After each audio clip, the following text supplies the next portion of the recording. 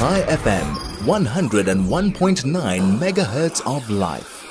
Let's try and understand what is really going on with the United States and Iran. President Trump has warned that Iran would pay many times over if American servicemen are killed, and this warning obviously comes after there have been some deaths of American military. To help us unpack the significance of these remarks and what they could mean for the broader Middle East, we are joined by Yigal Marcus, who is Director at Republicans Overseas. Yigal, welcome. Thanks once again for joining us. President Trump has warned that Iran will pay many times over if U.S. servicemen are killed. How significant is the statement, and what message is he trying to send to Iran? I think it's a very significant message, and I think that Iran needs to hear it very, very clearly. We will not put up, President Trump will not put up with death or injury of American servicemen and women. And, you know, he has been one of the most effective defenders and advocates for our military. Really, from day one, and not just since he's been president, but since he was a businessman. He loves the military. He protects them like they were his own children. And if you're going to go after our military, there's going to be hell that rains down upon you. And he made that very clear to the Iranians. The Iranians need to hear that very clearly, because President Trump has no patience for injury or death amongst our military heroes, and he will defend them no matter what it takes.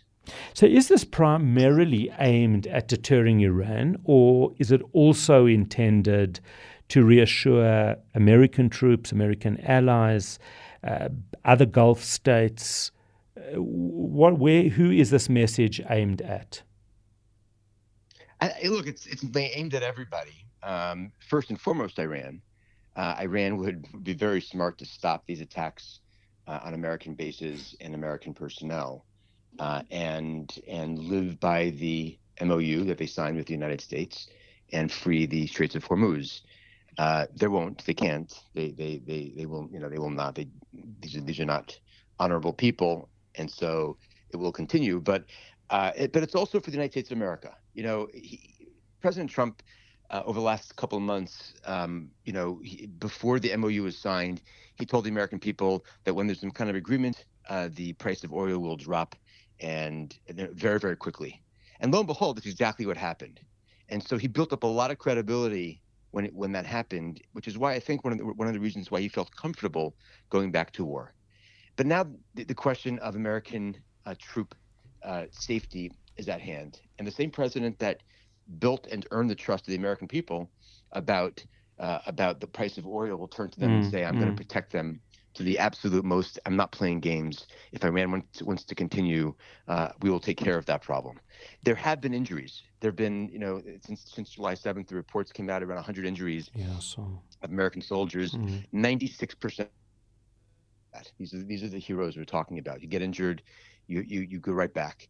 96%.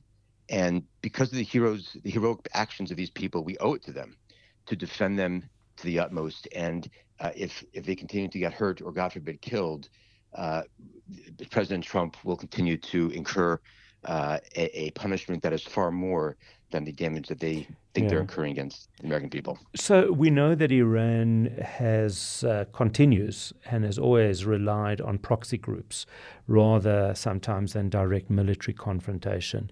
Does a warning like this change the calculation or include those groups as well? No, because Iran without their proxy terror network is a nothing, and as a result of that, they need those groups. Like, for example, the Houthis yesterday came out and are blocking and blockading Saudi Arabia and the last remaining sea exit for oil down, and so they need the Houthis, they need Hezbollah to create the pressure, at least in their own minds, that they're putting on the international community. So no matter what happens, and that's part of the problem, and I think President Trump is seeing that no agreement can exist when these groups exist. These groups have to be destroyed. period. There's no other way of looking at it, and as a result, and we've seen them being rearmed. We've seen an enormous amount of arms and more sophisticated drones and missiles being shipped to Hezbollah, and by the way, to the Houthis. Where do you think they're coming from? They're coming from Iran. And so Iran is trying to create this noose around the international community and around the United States of America, and we have to be steadfast in Right. destroying them and eliminating them. So one of my concerns is that Iran has always been this master, well, I don't know master, but very, very much attracted to and has used dramatic warlike rhetoric. Given that, how are they likely to interpret what Trump is saying? Are they going to take it seriously, or see it as they would from their perspective, which is just more dramatic language of war? Well, here's the thing. They were embarrassed because they were, heavily impacted from the original war. They are not a people, at least the IRGC and these Islamists who run the country, they are not a people who value death. Who value life. Who value life. They're not afraid of dying. They're perfectly happy to die for their religion. And as a result, I don't think this is going to make a difference. We've seen the magnitude of the attacks against them go up and up and up pretty significantly since the beginning of this latest round of fighting, and I think it will continue to go up until they really begin getting hurt. With infrastructure that will, affect their ability to communicate, affect their ability to transport, affect their ability to really do anything. And I think that's where we're headed. And we're headed there because they have pride that they can't seem to shirk. They have a love of death, which is celebrated. And as a result, the things that normal actors around the world would be afraid of are not concerning to them. And that's what makes them such a dangerous enemy, and it makes them a dangerous network in the Middle East and around the world. Is that when you have people who aren't afraid of dying, they can do anything they want, and putting them, sending them to their next world is something that they celebrate, and it's not something that the Western world celebrates. We love life. They don't.